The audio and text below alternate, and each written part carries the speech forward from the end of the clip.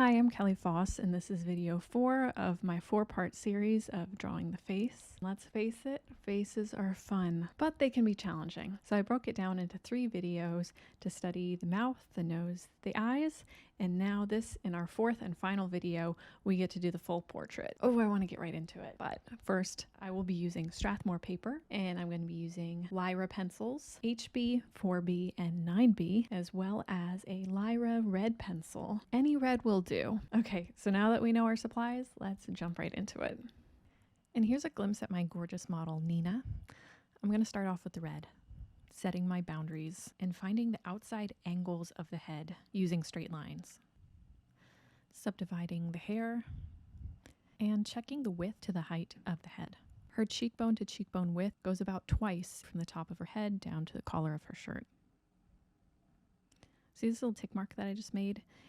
I'll put those down where I'm estimating important landmarks to be. In that case, it was where I'm estimating the shoulder to meet up with the neck and the face. It's hard to move something when we've fully drawn it, so when you're still constructing your drawing, it's better to use tick marks and dashes. Like here, I'm finding I need to move up this shoulder, judging the distance from the earlobe and how it connects to the jaw. Checking a point to point with the earlobes, and finding more specific tilts. Another shoulder to earlobe adjustment. I'm going to take this width again and now do it from the top of the forehead down, and that is finding us the center of the mouth. The earlobes line up pretty much exactly with the bottom of the nose, so now I can guesstimate the heights of the lips. I'm going to swipe in this brow. It's good to stay sketchy, but also clean up the lines that are no longer serving you. The eye bag line is pretty equally between the brow and the bottom nose. Blocking in shadow shapes and placing tick marks to indicate the corners of the mouth, judging from seeing the distance from the surroundings. From forehead to nose, that distance is the same distance from nose to collar of shirt. These classical realism techniques are called the observation method, but it's also referred to as the comparative measurement method. Go figure. From the corner of the mouth, I find the side of the nostril, and I'm finding the crease of the eye, judging its distance from the brow bone and the under eye line. There's a little diagonal flow here that I love. Though the eyes are round, if we draw them using straight lines, they end up looking more naturalistic. Judging from the distance of the side of the face, I find the side of the eye, and I take that measurement and I do it 3 times. Then I compare the corner of the eye to the tear duct on both sides to find the proper tilt of her eyes. I'm going to take a clean tissue and do a little fog out, focusing on the shadow and the darks.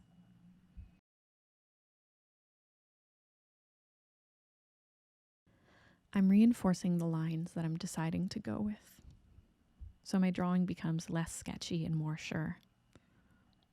And just like in my eye drawing video, I explained the easier way to draw pupils is to draw the whites of the eyes.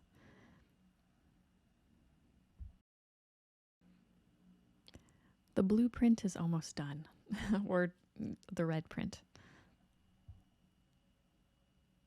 And then let's just jump over to our darkest dark, which is a 9B. Resist putting in the lashes right now, but do draw the lash line. And touching the broken line darkness of the opening of the lips. Switching to a side hold to more broadly lay down graphite in the hair, and then smoothing it out. Switching to red to color the eyes, add warmth to the shadow, and redden the lips. Not the whole lip. She's not wearing lipstick. It's a very natural illuminated lip. To help with the layering, I'm going to massage that medium into the paper with the tissue. You know what is a great way to elevate your portraits is to make the whites of the eyes not white. So I'm taking the HB and I just toned in the shadow side of the whites of the eyes, as well as capturing some of the lashes' shadows. If you squint at your model and then look at your drawing, you can see areas of where you can build the value more. This building of layers, it's not just good for the glowiness of your drawing, but it's also good for the pencils. Switching to the 9B. If you go all out with graphite and try to put colored pencil on top, it might not work very well. And in the reverse, if you went all out with the colored pencil, the waxiness might not accept graphite on top of it. With the red, I'm now touching on the philtrum, which denotes the peaks of the lips up to the septum. With the 9B, I'm going to darken this right brow and eye and hair just to really emphasize that it is the shadow side of the head. Now this is fun. I'm going to take the red and add that warmth to the hair that's in the light, especially as it's turning into shadow. Give her a little wispy and then a little bit more power pack intensity of red, especially here on the cheek. It looks a little extreme, but we're going to smooth it down. To not get graphite where you don't want it, make sure you're using a clean tissue. And go from light to dark.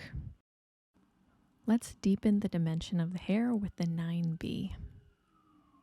And I'm not trying to do stringy spaghetti head. I'm just trying to add some darkness there.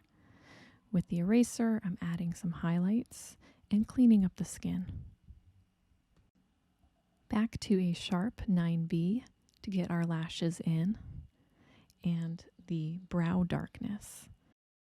For a little more instruction on any of these features, please check out my other drawing videos in this series. Also leave a comment below. I would love to see if you made it through to the end of this video. I'm going to switch over to the HB now. I don't want to outline the jaw, but I want to shade in a little bit more of the downward facing plane. And same with the bottom lip here. And tap with my kneaded eraser where I went a little too hard. Red to help transition here on the cheek and right below the nose. And last time, I swear, if you want to guess in the comments how many times I switched pencils, I would love to see it. Here's the HB. Just smooth in a little bit of splotchiness. And there she is. Okay, and that is it. Well, I hope you had fun. I sure did. Thank you for drawing with me. Thank you, Strathmore, my absolute favorite paper. Oh, what a whirlwind. I'm Kelly Foss. Until next time, happy drawing.